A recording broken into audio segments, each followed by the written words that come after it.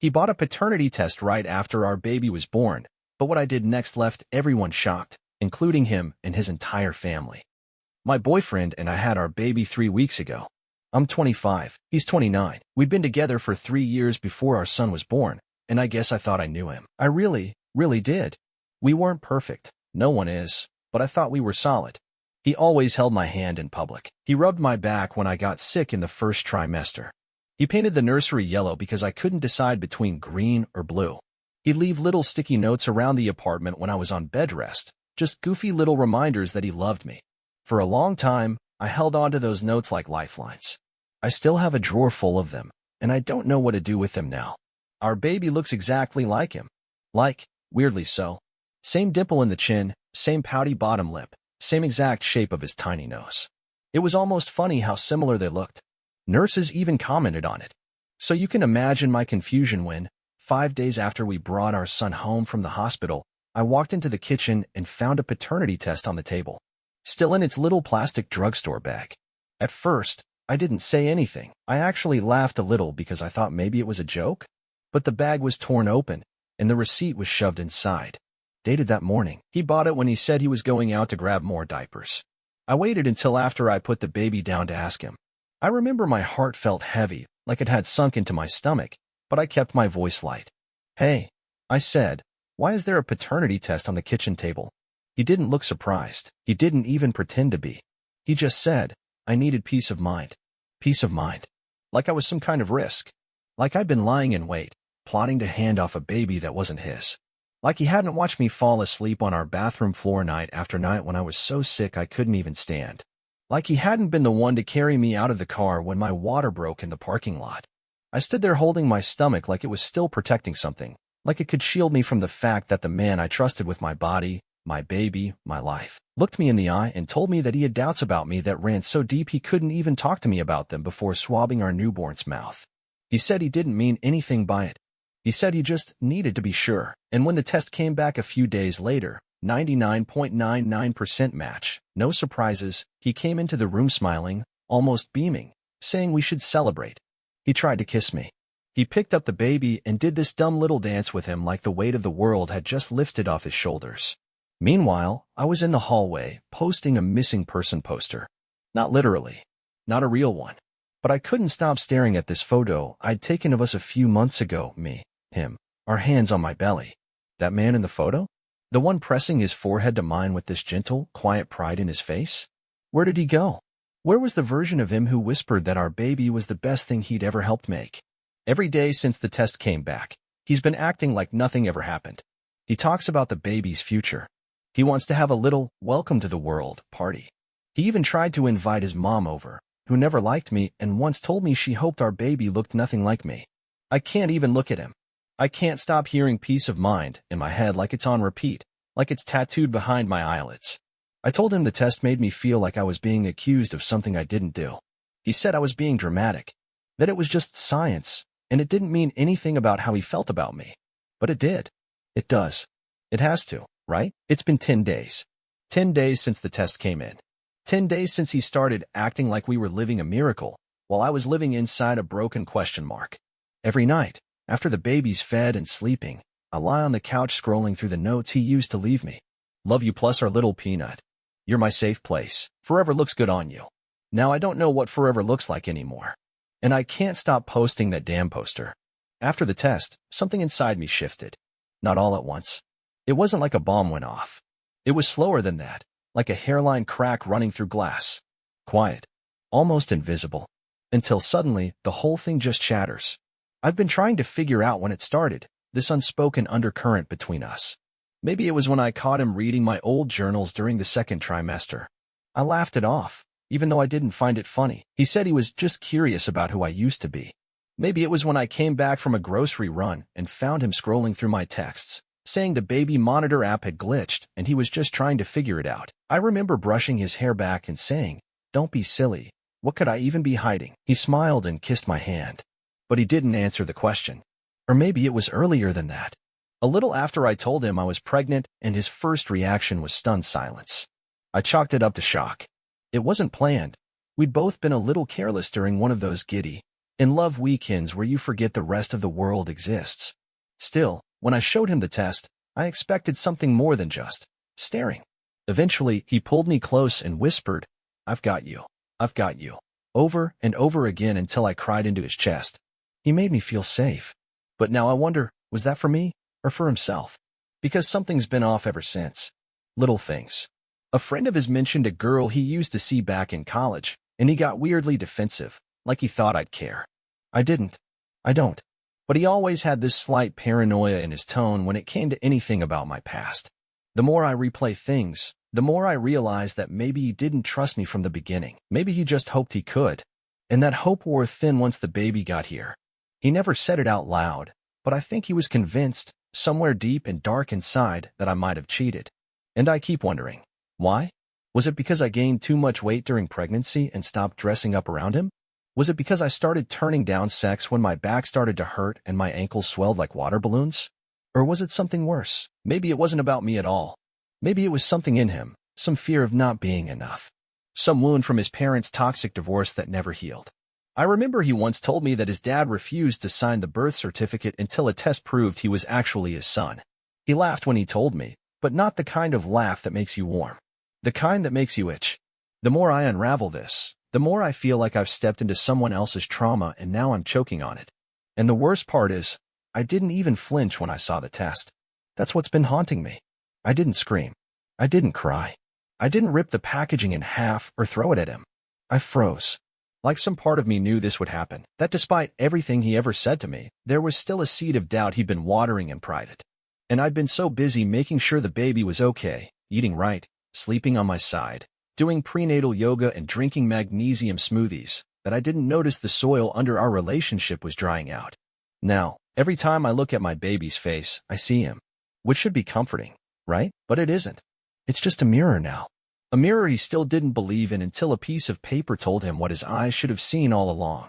I sleep with the baby in the bassinet beside me and him on the couch. Not because we fought. Not because I told him to. But because he volunteered. Said I needed space. What I really need is an answer to a question I didn't know I should have asked before bringing life into this world. How do you come back from being doubted? How do you rebuild something that didn't break loudly, but slowly, quietly, until one day you look around and realize you're standing in ruins? They don't really talk about what happens after the baby comes. Not the real parts. Not the bleeding, or the burning, or the empty space in your belly that somehow aches more than it ever did when the baby was in there. Not the way your body doesn't feel like your own. How your mind floats somewhere between exhaustion and panic like it's been unanchored from the person you used to be. I was still bleeding when he handed me the paternity results. He didn't mean it like that, I don't think. He wasn't cruel about it. In fact, he seemed weirdly giddy. Like he was proud of himself for being wrong. He even laughed, said something like, "Guess I worried for nothing, huh?" And he kissed the baby's head like everything was fine. Like all I needed was this little piece of paper to clear the air between us. But I wasn't relieved. I was hollow. I held that paper in my hands like it was a bad grade. Not because I did anything wrong, but because I didn't expect to have to prove myself. It was like suddenly being put on trial for a crime I didn't even know existed. And even after being declared innocent, I didn't feel safe. I felt small. It's wild how fast someone can go from being your anchor to being the thing that pulls you under. I didn't yell. I didn't throw the paper in his face. I just walked into the nursery, closed the door behind me, and sat in the rocking chair for hours. The baby slept. I just watched him breathe. I tried to match my breathing to his slow, steady, safe. I wanted to feel something. Relief. Anger. Anything. But all I could feel was the throb between my legs and this dull ache in my chest, like a bruise on my soul. I had just brought his child into the world. My hips hadn't even settled back into place. My milk was still coming in, and he looked at all of that and thought maybe not mine. Do you know what that does to a woman? To be reduced to doubt at the most vulnerable moment of your life? He came in later with pizza and a movie queued up like we used to do on Friday nights. Said we should get back to normal. Normal? What's normal after that? I used to feel everything so deeply. Now I feel like I'm walking through water. My limbs are heavy. My thoughts are sticky. I keep replaying little moments in my head, like when he rubbed my feet the night before labor started, or when he whispered to the bump, "We're gonna be the best little team." Was that real? Or was that just convenience? I don't even know anymore. I tried to post a cute photo on Instagram. Just the baby in a tiny beanie. A simple caption. But then I kept changing it. First it was, our little miracle is finally here. Then it became, welcome to the world. Then just his name. Then nothing. I deleted the whole post. I couldn't do it, because the truth is, I've been posting a different kind of photo since the test. In my head. In my heart. A poster. One of those, have you seen this person, kind. It's not just am I lost. It's me too. The woman who believed in love so fiercely. The girl who thought being vulnerable with someone meant safety. The version of myself who used to fall asleep next to him without wondering what he didn't trust about me. I don't know where she went. Maybe she left the moment I saw that drugstore bag. Or maybe she left the moment I smiled through the pain while he smiled through the test results. Either way, she's gone now. It was the night after the results came in, and he made spaghetti. He always makes spaghetti when he's trying to fix something. First fight? Spaghetti. Job rejection? Spaghetti. Pregnancy scare in year one? Definitely spaghetti. He added extra garlic and Parmesan and brought it to me on the couch, with a glass of sparkling water and a forced smile like he was trying to stage a rom-com moment in our living room. I took a few bites. I didn't say much. He kept checking my face like he was waiting for me to crack a joke, smile, cry something. But I couldn't give him what he wanted. Not that night. He kept talking, filling the silence like he was scared of what it meant. I really was just paranoid, he said, twirling pasta on his fork. It's not about you. It's about my past. My dad, you know. That whole thing. It messes with you. I nodded. I mean, come on. He laughed nervously. Look at him. He's my clone. Another nod. You're not mad, right? This time, I didn't nod. He paused. For a second, he looked confused. Like he didn't expect this version of me. This quiet, careful, watching version. Like he thought I'd cry, scream, fight, anything but this eerie calm. Because here's the thing. I wasn't trying to punish him with silence. I just didn't have the words. Every sentence I formed in my head sounded like a betrayal of myself. Like saying them out loud would make the pain too real. He leaned forward and said, "Can't we just be happy now?" And I wanted to scream. I wanted to scream, "Be happy. You doubted our entire life, and you want to fast forward to the credits." But instead, I swallowed it. Again. Because postpartum is a strange place. You're tired. You're tender. You feel things too much or not at all. And in that fog, the easiest thing to do is survive. So I nodded again, and I watched his shoulders drop like he'd just won a war I never agreed to fight. That night, he posted a picture of our son for the first time. "Welcome, little man," it read, with a string of blue heart emojis. And then, beneath that, the one that gutted me. My boy. Not our boy. Not our miracle. Just his. Like the test gave him sole ownership. Like the last 9 months of pain and stretching and bleeding and breaking were a receipt he finally validated. And suddenly I saw the whole thing for what it was, a performance. Every kiss on my belly. Every prenatal class. Every nursery paint swatch. All leading up to that moment, his moment. The part where he got to be the hero again. Proud new dad. Fearless protector. Devoted partner who just had to be sure. What no one saw, what no one ever sees, is the way I tucked in the pain beneath a too-tight smile.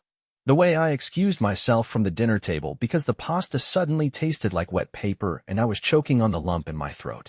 I went into the nursery and rocked the baby in the dark. He came in an hour later, asked if I was okay. I said I was just tired. He kissed my forehead. Whispered, "I love you, Mama." I closed my eyes. I didn't say it back. Because in that moment, I didn't know if I could. It's strange how someone can hurt you so softly that you almost don't notice until the damage is done. Like a slow leak in a tire.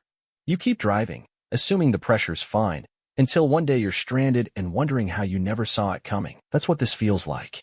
A slow collapse. Not explosive. Just quiet. I find myself waking up in the middle of the night more than the baby does. It's not the crying that gets me. He's a good sleeper. A sweet little bundle of peace. But the silence, that thick, pressurized silence of a house where love used to echo. I lie there listening to the software of the monitor, his tiny breathing, and then just nothing. No warmth behind me. No weight of an arm draped across my waist. Just cold air, and that awful, persistent thought. He tested me. Not because I gave him a reason. Not because of anything I did or said or didn't do. Just because deep down, he didn't trust me. He loved me, sure. But not the kind of love that believes. Not the kind that knows. The kind that needs backup proof. The kind that only works when it's reassured by external data. Scientific love, I guess. Not heart love. Not soul love. And it hurts more than I ever expected. Because I keep replaying every tender moment between us like an old film reel. That time he built the crib even though he's useless with tools, swearing under his breath and laughing when the side rail wouldn't lock. Or when I got stretch marks on my hips and started to cry in the mirror, and he knelt behind me, kissed each one and said, "Look what your body's doing." I remember thinking that maybe I was safe, that maybe I could finally exhale around someone, that maybe the years I spent building walls could finally mean something now that someone was holding me through them. But now? Now every memory is infected, like beautiful fruit that suddenly rots from the inside. I scroll through old photos and instead of smiling, I flinch. I wonder if he was always looking at me sideways, wondering who I really was. If every time I left the room and came back smiling, he wondered where I'd been, who I'd texted, what I might be hiding. I didn't realize I'd been on trial this whole time, that every kindness might have been layered over quiet suspicion. There was this one moment, 2 nights after the test came back. He was holding the baby and rocking him to sleep. I watched from the hallway, hidden behind the door frame like I was spying on a stranger. He looked so happy, like truly, deeply fulfilled. It was beautiful to see, but it made me feel sick, because all I could think was, he only believes this baby is his because of a piece of paper, not because of love, not because of trust, because of a lab result. And the thing is, I never got my test. No one gave me a certificate that said he'll never deceive you. He'll never doubt you. He's safe. I want to ask him if he would have stayed if the results had said otherwise. If he would have loved the baby anyway. If he would have packed his bags or just quietly distanced himself while pretending to care. But I already know the answer. That's why I can't ask. Because once you know someone's capacity for doubt, you also learn their limits for loyalty. I think that's the worst part. Not just the test, but what it reveals about the person who asked for it. He's been acting so normal now. He jokes, makes dinner, changes diapers, hums lullabies in the hallway. He's almost glowing, like some weight has been lifted from him. But that weight, it was just dropped on me. He handed it over, like an invisible load, and now I'm the one carrying it, smiling while I bleed, laughing while I ache, rocking a child to sleep while wondering if I should be packing my bags instead of baby clothes. I haven't told anyone. Not my mom. Not my sisters. Not even my best friend, who calls every few days asking for baby pictures and updates. I don't want to hear the silence after I say it out loud. The silence that would confirm what I already know, that it wasn't just a test. It was a confession. That somewhere deep down, he thinks I am capable of deceit. That I am someone to be verified. Not loved. Not believed. Verified. And the truth is, I don't know how to come back from that. I haven't cried yet. That's the part that scares me. You'd think this would have broken me in two, but I haven't even shed a tear. It's like my body decided it had done enough bleeding for 1 month. Like my tears are stuck behind some dam made of sleep deprivation and stunned silence. I keep waiting for the sob to come, for the shaking, for the loud grief, but it hasn't arrived. Only this quiet heaviness. This dull ache in my ribs like grief curled up there and made itself at home. I spend my days nursing a child who looks exactly like the man who doubted me. I trace the shape of his nose, his cheeks, his eyelashes, little carbon copies of the man who held my hand through labor with one hand and swabbed our baby's mouth with the other. And every time I change a diaper or hum a lullaby or rock back and forth until my hips go numb, I'm reminded that I wasn't enough, that love wasn't enough, that he needed proof. And the sick thing is, I'm still doing everything. Every feeding, every bottle wash, every laundry load. I haven't had a full shower in 5 days. I smell like milk and lanolin and quiet resentment. And he still gets to walk around like he's the dependable dad. Like he's the solid one. The just being cautious one. He goes back to work in a week and keeps joking about how much he'll miss us. How he'll FaceTime every hour just to see the baby's face. And all I can think is, will you need to see a birth certificate too? Or just the face? No one tells you how motherhood comes second to proving yourself when you're a woman who's been doubted. I thought the hard part would be the sleepless nights, or the sore nipples, or the postpartum body image stuff. But no, the hardest part is pretending I'm okay while he kisses my cheek like he didn't rip something sacred open between us. The hardest part is having no space to grieve because I have a newborn in my arms, and he doesn't deserve to feel that sadness through me. He deserves nothing of me, and yet here I am, holding our child, holding our home, holding myself together like glass under pressure. It's weird what you start to notice when someone deceives you quietly. Like how he never apologized. Not really. He said he was relieved, that he was so happy. But he never once said, "I'm sorry I didn't trust you." Never once said, "I know how much that hurt you." Because he doesn't think he did anything wrong. He thinks he solved a problem, like he was checking a box. Good man. Responsible. Just had to be sure. As if I was a locked door and he was just trying every key until something fit. But I wasn't a locked door. I was wide open. And now I'm slammed shut. Some days I look at him and I see the man I loved. I see the dorky smile and the dumb jokes and the softness that made me fall. And then other days I look at him and I see a stranger. Not because he changed, but because I can finally see the way he always held something back. A piece of him always hovered above us, watching, waiting, measuring. I thought that was just caution. I thought it was emotional intelligence. But now I realize it was distance. A refusal to fully fall. A quiet hedge in case I wasn't what he hoped. In case I deceived him. And now he feels vindicated. Because the test said yes. Because the baby looks like him. Because the worst didn't happen. But the worst did happen. I saw it in his eyes the moment he told me about the test. That flicker of shame underneath the smug relief. He knew. He knew it would change things. But he did it anyway. And now I'm here. Numb. Heavy. Alone. I'm a mother before I'm a woman. Before I'm a partner. Before I'm a person. And no one's asking me how I'm doing. Not even him. It happened while I was brushing my teeth. The baby was asleep in the bassinet. He was in the living room, half watching a basketball game, half scrolling his phone. I stood there, in the yellow light of the bathroom, watching my own reflection like it was someone I used to know. Hair tied up, a stretched-out t-shirt with milk stains. Hollow cheeks. Eyes that had stopped sparkling. And then, just for a second, I made a face at the mirror. Not a sad one. A stupid one. Crossed my eyes, puffed my cheeks, stuck my tongue out like I used to when I was 6 and bored at the sink. And I laughed. I laughed. It came out weird, almost surprised, like my body didn't remember how to do it. But it was real. And it caught me so off guard I had to lean over the sink for a second, hand to my mouth, as if the sound itself might wake the baby, or worse, wake him. Because I didn't want him to hear it. I didn't want him to think I was fine. I wasn't. But I wasn't gone either. And that scared me even more. Because if I was still here, if there was still a me inside this aching, heavy, postpartum shell, then I had to decide what to do with her. Up until that point, I'd been moving like a shadow. A ghost of the woman who used to believe in us. But that laugh, that ridiculous little laugh, it reminded me, I'm still here. I'm still someone. Not just milk and blood and silence. Not just a name on a test result. Not just some vessel to be doubted and then claimed. I'm not angry yet. I wish I was. Anger feels powerful. Anger gets things done. But I'm not there. I'm still soft. Still raw. Still tender to the touch like a bruise that hasn't finished darkening. But under that, there's something waking up. Something that doesn't want to just survive this. Something that wants more. More than just being the girl who got tested.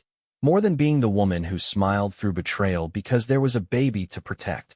More than being mama to a man who couldn't even look me in the eye and say, I believe you. I don't know what that more looks like yet. I don't know if it means leaving. I don't know if it means staying. I don't know if it means burning the paternity test in the kitchen sink while he sleeps on the couch. But I know it means something. I know it starts with not erasing myself anymore.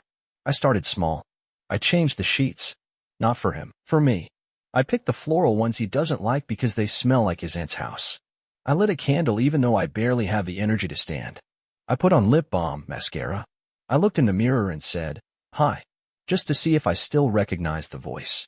And then I did something stupid and small and maybe a little sad. I started a notes app list titled, Who I Was Before. And I wrote, sang along to the radio while driving, took forever to pick out earrings, loved lemon bars, got nervous before dates, trusted too easily. I don't know what that list will become. A goodbye letter, a recovery plan, maybe nothing at all. But it's mine, something just for me. A breadcrumb trail back to the person I used to be, and maybe, one day, someone new I'll become. He still hasn't brought it up again. The test. The result. My silence. He thinks this is over. He thinks we're okay. But I'm writing this in the nursery at 2:12 a.m., under a dim lamp, while our son sleeps beside me, and I know this is just the beginning.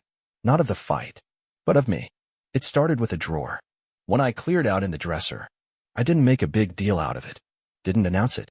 Just took out the old sweaters and the backup swaddles and made space for a few things that were mine. Not the baby's. Not his. Mine. Some books. My favorite cardigan. A bottle of perfume I haven't worn in a year. The one he said was too strong, but I used to wear every time I wanted to feel a little more like myself. I sprayed it on my wrist just once and didn't even flinch when the baby fussed at the scent. And then I moved his jacket off the back of the nursery door. It had been hanging there since the hospital. He wore it the day we brought the baby home. He draped it over the chair that first night like he lived there, like he belonged. But now? Now it looked like a flag someone left behind, like a placeholder. So I folded it, put it in the hall closet, and didn't say a word. He didn't notice. Or maybe he did, but he didn't ask, which says more than anything he could have said out loud. Because if he noticed and didn't care, then he's further gone than I thought. But if he noticed and was afraid to ask, then maybe he knows. Maybe he knows I'm not all the way here anymore. Maybe he feels it, in the way I don't meet his eyes across the dinner table, in the way I keep calling the baby my son instead of ours when I talk to friends on the phone. I haven't told anyone the full truth yet, but I did tell my sister I'm not okay. I didn't even mean to. It slipped out between diaper rash questions and breastfeeding advice. She asked me how I was doing, and I said, I'm not okay. And she got quiet in that way that older sisters do when they know something big is hiding in your voice. She didn't push. She just said, I'm here. When you're ready. I'm not ready. But the words are getting closer to the surface now. They rise in my throat at the most random times. When I see his phone lighting up with messages from people who congratulated him and never once checked in on me. When he rubs the baby's back and says, that's my boy, like the test gave him permission to love out loud. But love doesn't need permission. Trust shouldn't need paperwork. I feel like I've been screaming in a room full of people clapping. Everyone sees the happy couple with their healthy baby and assumes we're fine, that we're whole. But we are not. We're pretending. Or rather, I'm pretending. He's just continuing. Like the test fixed something it actually shattered. Like the fact that he got what he wanted means the damage never happened. I don't even want revenge. I don't want to scream or cry or break dishes. I just want space. Air. A place where I'm not required to smile so he can feel forgiven. A place where I'm not reduced to mama before I've had a chance to recover.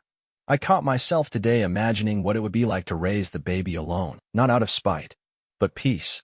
No more swallowing feelings so he doesn't feel guilty. No more hiding in the nursery to cry.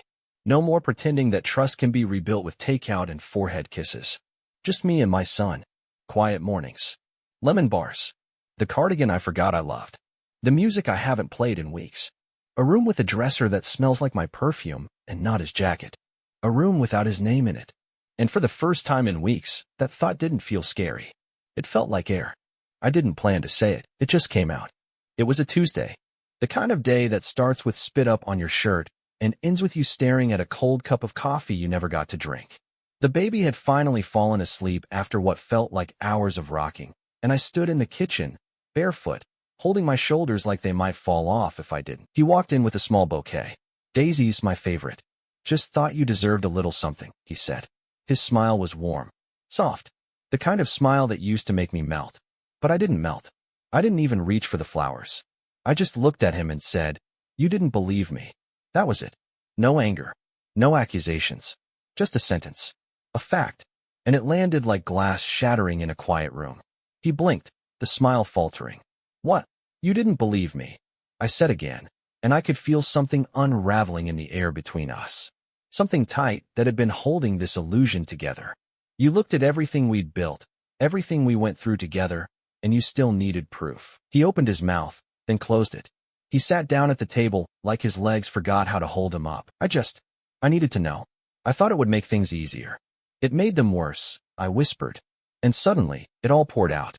Not a scream. Not rage. Just quiet truths said out loud for the first time. I told him how the test felt like a wound.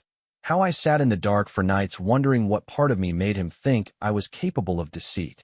How I replayed every moment of pregnancy wondering if he was always waiting for an excuse to doubt me. He didn't interrupt. Maybe because he knew. He kept trying to say I love you. Like it was a fix. A salve. But love without trust feels like a hollow apology.